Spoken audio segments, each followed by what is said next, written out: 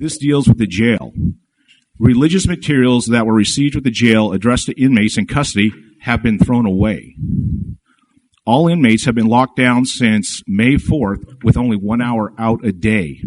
No visiting, exercise, or other programs allowed regardless of Oregon law requirements.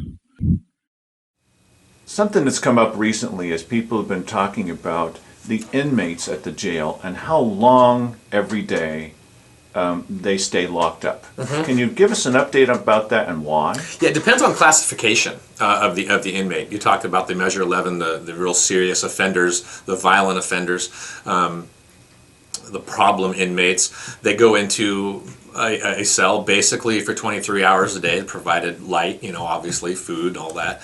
But they go out into an exercise yard for about an hour a day. Of those inmates, we have, I think there's probably between 25 and 30, somewhere in there right now, in that range out of the 130 we currently are incarcerating. There are certain situations where if you have fights or if you have, say, drugs that are, brought illegally into the facility by someone that's being booked in, where we can lock down the different pods so they can actually do the same thing as well. It's kind of situationally dependent on that. And there's no real Oregon jail standard per se for that I'm aware of, when you can and when you can't.